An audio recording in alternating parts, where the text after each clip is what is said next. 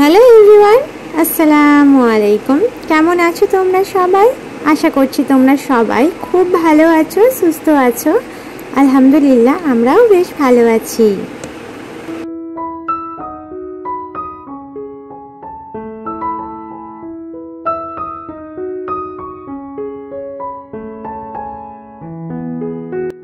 প্রত্যেক দিনের মতো আবারও একটা নতুন ঝকঝকে ব্লগ নিয়ে তোমাদের মাঝে হাজির হয়ে গেলাম।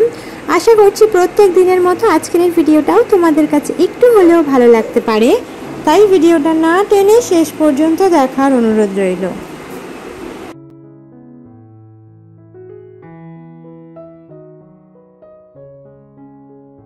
তো সকালবেলায় উঠেই সব থেকে প্রথমে ঘরটা ঝাড়ু দিয়ে রুটি এবং চা দিয়ে ব্রেকফাস্টটা সেরে নিলাম, আর হাজবেন্ড চলে গেলেন কাজে। তো এটাই সব থেকে প্রথম আমার ঘুম থেকে উঠলে যেটা থাকে, প্রত্যেকদিন যেটা করণীয়।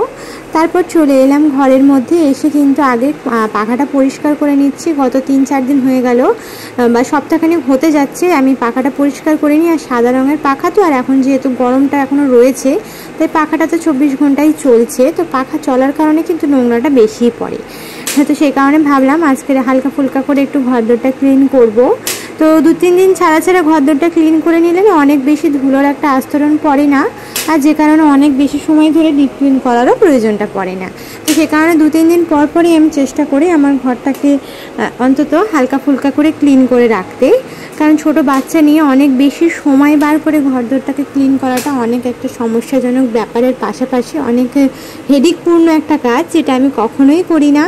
সে কারণে চেষ্টা করি হালকা ফুলকাভাবে, যেভাবে প্রত্যেকটা দিন বা 2-1 দিন ছাড়া ছাড়াই আমি আমার ঘরের প্রত্যেকটা জিনিস বা প্রত্যেকটা জায়গা কোনা কোনা পরিষ্কার রাখতে।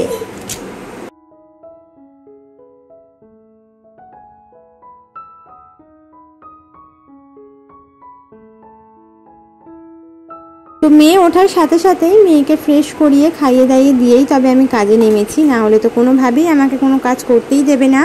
তো বিছানাটা গুছিয়ে নিয়েছি, তবে এখন ঝাড়িনি, কারণ ওপর থেকে ঝাড়াঝুড়ি করেছি। আর পাখাটা পরিষ্কার সময় আমি এমনভাবেই পরিষ্কার করি যাতে নিচে এক ফোঁটাও ধুলো না পড়ে। তো সেইভাবেই আমি পরিষ্কার করে একদম হালকা ফুলকা ভিজে কাপড় নিই, খুব বেশি ভিজে না, আবার খুব বেশি শুকনো না।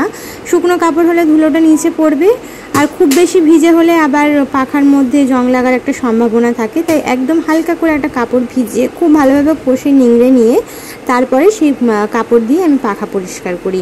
এতে করে কিন্তু ধুলোটা নিচে কোনোভাবেই পড়ে না। তো এই যে চলো এবারে কিন্তু আমার কিছু মিষ্টি দিদি বোনেদের কমেন্টের রিপ্লাই দিয়ে দাও। আগের ভিডিওতে আমি কিছু ভিডিওর রিপ্লাই দিতে পারিনি, কারণ ভিডিওটা অনেক লম্বা হয়ে যাচ্ছিল, সেই কারণে।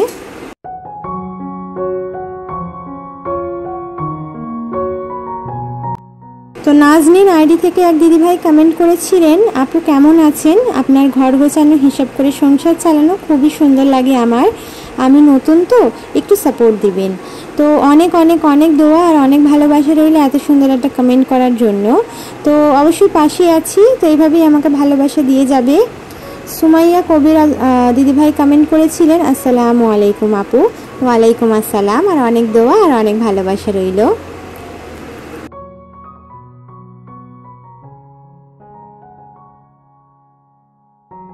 সুমাইয়া খাতুন দিদিভাই কমেন্ট করেছেন, আসসালামু আলাইকুম আপু, আমি বজবজ থেকে ভিডিও দেখছি, নামটা নেবেন প্লিজ। এই যে তোমার নামটা নিয়ে নিলাম সুমাইয়া দিদিভাই, তোমার জন্য রইল অনেক দোয়া আর অনেক ভালোবাসা। এরিকা খাতুন দিদিভাই কমেন্ট করেছিলেন, ভাবি তোমার ভিডিও আমার দেখতে খুব ভালো লাগে, অনেক অনেক অনেক ধন্যবাদ গো, আর অনেক দোয়া আর অনেক ভালোবাসা রইল।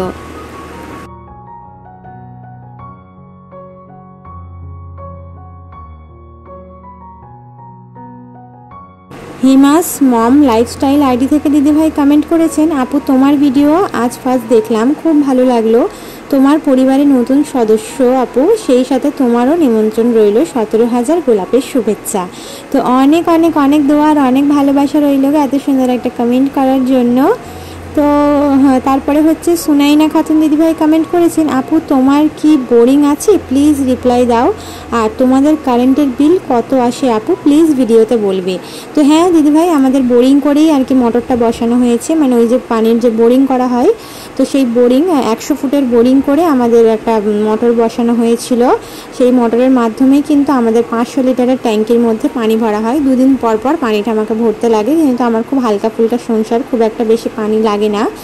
আমার জন্য 3টে মানুষ মাত্র, তো সেই হিসেবে কিন্তু আমাদের খুব একটা পানি লাগে না, মোটামুটি 2 দিন অন্তর অন্তর আর কি পানিটা ভরতে হয়। যখন অনেক বেশি কাচাকুচি করি সেক্ষেত্রে কিন্তু আমার 1 দিন অন্তর অন্তর পানি ভরতে লাগে। আর কারেন্টের বিল হিসেবে যদি বলি তাহলে গরমের সময় খুব অল্প আসে, 150-200 টাকা করে বিল আসে। আর এই যে গরমের সময় ফুল গরম, যখন ফুল একদম পাখা চলে সেই হিসেবে মোটামুটি আমার 700-800 এরকম বিল আসে। তো আশা করছি তুমি তোমার উত্তরটা পেয়েছো, আর সেই সাথে অনেক ধন্যবাদ আর অনেক ভালোবাসা রইল।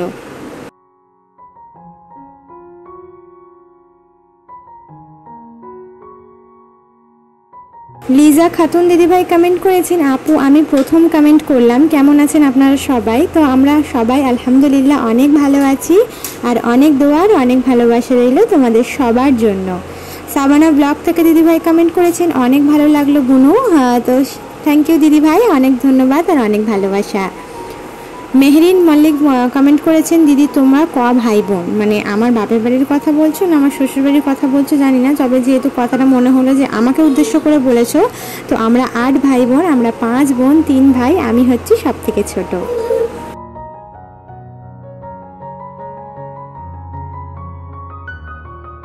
জিবা বেগম এসকে দিদিভাই কমেন্ট করেছেন, তোমার অনেক গুণ আছে, তুমি অনেক কিছু হাতের কাজ পারো। তো সত্যি কথা দিদিভাই, আমি অনেক রকমেরই হাতের কাজ পারি, কিন্তু কি বলো তো, সময়ের অভাবে না সেগুলো এখন আর করতে পারি না। আমার ঘরে এমন অনেক জিনিসপত্র আছে যেগুলো বিয়ের আগে আমি মানে আমার পাঞ্চেনির মানে এঙ্গেজমেন্টের পরে আমি বানিয়েছিলাম, বিয়ের পরে এখানে এসে লাগাবো বলে। অনেক ভিডিওতে আমি দেখিয়েছি, আর যেগুলো তোমরা অনেকে হয়তো দেখেছো, বা যারা নতুন ভিউয়ার্স তারা কিন্তু দেখোনি, পরে তোমাদেরকে সাথে শেয়ার করব যে সেই জিনিসগুলো আমি নিজে হাতে বানিয়েছিলাম, আর এখনও বানানোর ইচ্ছে হয়, কিন্তু সময়ের অভাবে সেগুলো করে উঠতে পারি না। তো যাই হোক, এরকম অনেক হাতের কাজই আছে, যেমন পেন্টিং করা থেকে স্টার্ট করে হাতের যে আর্টগুলো হয়, মানে ওই যে ক্রাফট যেগুলো বলে না, কাগজ কেটে বা পুঁতি দিয়ে অনেক রকমের কাজ করা, সেই সমস্ত কাজও আমি পারি, কিন্তু সময়ের অভাবে হয়ে ওঠে না। তো যাই হোক, অনেক ধন্যবাদ আর অনেক ভালোবাসা রইল এত সুন্দর কমেন্ট করার জন্য। আর সেই সাথে উনি আরেকটা কমেন্ট করেছেন, মানে জিবা বেগম এসকে দিদি ভাই, এই রঙগুলো কি দেওয়ালে ওয়াল পেন্টিং করা যায়? তো হ্যাঁ, আমি তো প্রথমে এই রঙগুলো আমার দেওয়ালেই করেছি, মানে আমার দেওয়ালে যে পেন্টিংগুলো করা আছে তোমরা যদি খেয়াল করো বুঝতে পারবে, সেগুলো তো আমি নিজে হাতে এই রং দিয়েই করেছিলাম, আর সেই রং বেঁচে যাওয়াতেই আমি ওই কাগজে করেছি, মানে সরি কাপড়ে করলাম। তো এই রং দিয়ে কিন্তু তুমি দেওয়ালে খুব সুন্দরভাবে আর্ট করতে পারবে, যে স্টিকারগুলো হয় সেরকম ধরনের আর্ট তুমি নিজে এঁকে দেওয়ালে করতে পারবে, খুব সুন্দর লাগবে।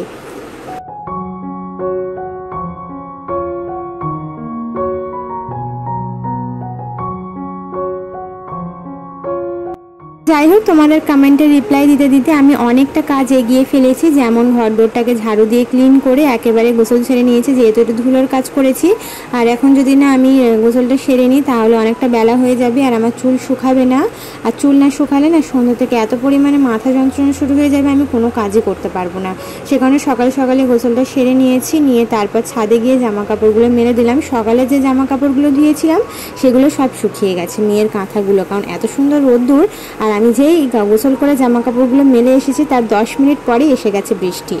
মানে এই যে ব্লগটা তোমরা দেখছো এটা হচ্ছে গিয়ে তোমার রবিবারের ব্লগ। রবিবারে কিন্তু সকাল দিকে রোদ্দুর হলেও বেলা নাগাদ থেকে খুব বৃষ্টি হচ্ছিল। তো যাই হোক, এখানে কিন্তু তারপর নিচে এসে আগে মেয়েকে খাইয়ে দিলাম, আর ওকেও কিন্তু আমি গোসল করিয়ে দিয়ে তারপরেই খাইয়েছি, নাহলে আবার অনেক বেলা হয়ে যাবে। তারপর এই যে রান্নাঘরে চলে এলাম। তো এই যে আগের দিনকে একটু কুমড়ো ভাজা করেছিলাম, তার দরুনের কিছুটা কুমড়ো ছিল, তো খুবই অল্প পরিমাণে, তো সেটা তো রান্না করা যাবে না, সেটা যদি রান্না করতে যাই তাহলে একদমই একটুখানি হয়ে যাবে। তো সে কারণে ভাবলাম যে কুমড়োটা ভেজে নিই, আর 2 টুকরো মাছ ছিল সেটাকেও ভেজে নিলাম। তারপর একটু ডিমের ফাঁকিবাজি করব, করলে কিন্তু আমাদের মানে খাওয়া হয়ে যাবে। তো এই তরকারিটাই করব, সেই সাথে কিন্তু একদিকে ভাতও আমি বসিয়ে দিয়েছি। তো ঝট করে রান্নাটা সেরে নিই, তারপরে তোমাদের সাথে দেখা হচ্ছে। তো চলো আরও কিছু কমেন্টে রিপ্লাই দিয়ে দিই।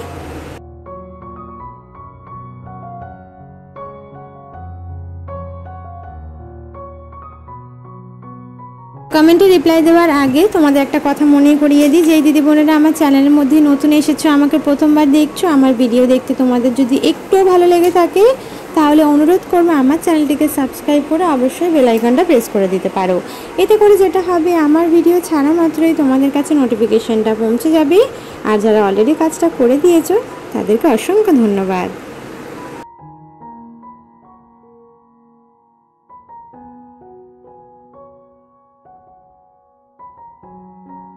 শান্তা খাতুন দিদিভাই কমেন্ট করেছেন, মাশাআল্লাহ আপু, নোটিফিকেশান পেয়ে চলে আসলাম, ভালোবাসা দিও। তো অনেক অনেক অনেক ধন্যবাদ আর অনেক ভালোবাসা রইল এত সুন্দর একটা কমেন্ট করার জন্য। রুবি ব্লগ আইডি থেকে দিদিভাই কমেন্ট করেছেন, লাইক দিয়ে দেখে নিলাম, ফার্স্ট দেখলাম তোমার ভিডিও, আমার পাশে থেকো। তো অনেক দোয়া অনেক ভালোবাসা রইল গো, এত সুন্দর কমেন্ট করেছো এবং আমার পাশে রয়েছে তার জন্য।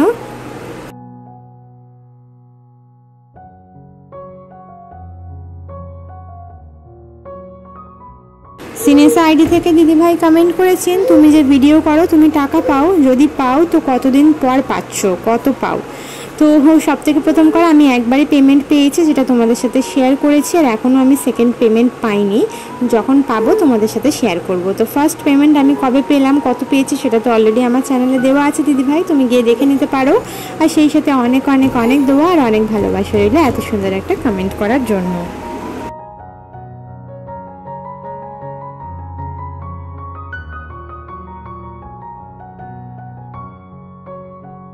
তো যাই হোক, রান্নাবান্না শেষ করে ফেলেছি, আর সেই সাথে একদম শেষে গ্যাস ওভেনটা পরিষ্কার করে নিলেই আমার আজকের সব কিছু কমপ্লিট হয়ে যাবে। তো এইভাবে একটু বুদ্ধি করে গুছিয়ে কাজ করার চেষ্টা করি, যেমন ধরো একটা তরকারি বসিয়ে দিলাম, তারপরে কিন্তু কিছু এঁটোকাটো থালাবাটি ধুয়ে নিয়েছি, এতে করে কিন্তু আমার কাজটা অনেকটাই এগিয়ে গেছে। না হলে রান্না করতে করতে অন্য কাজ করতে গেলে আবার ফের রান্নাঘরে এসে সেই কাজটা করতে হয়, তাই চেষ্টা করে রান্নাঘরে ঢুকে রান্নাঘরের সমস্ত কাজ কমপ্লিট করে তবে এখান থেকে বের হতে, তাহলে কিন্তু অনেক তাড়াতাড়ি রান্নাঘরের কাজ কমপ্লিট হয়ে যায়, জানো তো। তো এইভাবে একটু গুছিয়ে কাজ করার চেষ্টা করি। আর প্রথম এই সমস্ত কাজকর্ম না একদম আমার অগোছালো হয়ে থাকতো, মানে খুব একটা ভালোভাবে গুছিয়ে কাজ করতেই পারতাম না, কোনটা কখন করব, কিভাবে করব, সারাক্ষণ মাথার মধ্যে এই চিন্তা হতো, আর কোনো কাজটাই পারফেক্টলি হতো না। কিন্তু যখন থেকে মনোযোগ দিয়ে সমস্ত কাজ করা শুরু করেছি, একটু গুছিয়ে কাজ করা শুরু করেছি, তবে থেকে কিন্তু আমার সংসারের প্রত্যেকটা কাজ একেবারে পারফেক্টলি হয় আমার কাছে, আর খুব সুন্দরভাবে গোছানো হয়। তো তুমি নিজের কাছে যদি পরিপাটি গোছানো হতে না পারো, তাহলে সবার কাছে কি করে হবে বলো? তাই সবার কাছে ভাবনা ছেড়ে আগে নিজের কাছে পরিপাটি হওয়ার চেষ্টা করতে হবে, নিজের কাছে ভালো হওয়ার চেষ্টা করতে হবে, তোমার মনটাকে নিজের কাছে ভালো রাখার চেষ্টা করতে হবে, তাহলে দেখবে তুমি সবার কাছে পারফেক্ট।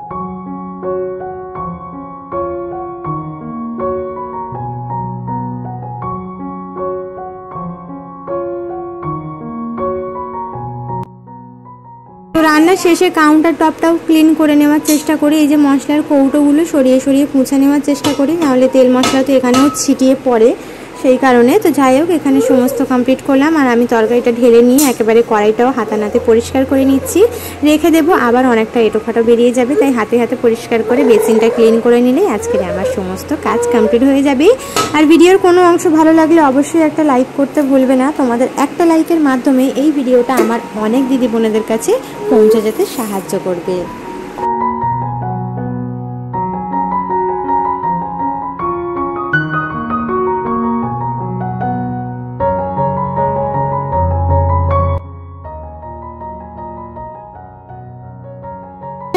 আমি একটা দড়ি খাটিয়েছি, যেখানে আমি টুকটাক আমার এই যে ন্যাকড়াগুলো বা আমার কাপড়গুলো যেগুলো রান্নার মাঝে মাঝে লাগে সেগুলোকে রাখার জন্য, তো সেখানেই এখন আমি কাপড়গুলো দিয়ে দিলাম, কারণ সকালবেলা যখন জামা কাপড় কাচবো তখন তার সঙ্গে আবারও এই কাপড়গুলো কেজে ছাদে মেলে দেবো। তো এখন তো বৃষ্টি হচ্ছে, বাইরে দেওয়া যাবে না, তাই এখানে দিয়ে দিলাম। তো এই যে রান্নাবান্না তোমাদেরকে দেখিয়ে দিলাম, আর এই দুপুরে খাওয়া দাওয়া করে আজকের ভিডিওটা শেষ করব, মানে এই যে কুমড়ো ভাজা, মাছ ভাজা, আর সেই সাথে এই যে ডিমের ফাঁকিবাজি। তো ব্যাস, আজকের ভিডিওটা এখানেই শেষ করছি। আশা করছি পরবর্তী ভিডিও পর্যন্ত তোমরা সবাই সুস্থ থাকবে, ভালো থাকবে। আল্লাহ হাফেজ, আসসালামু আলাইকুম।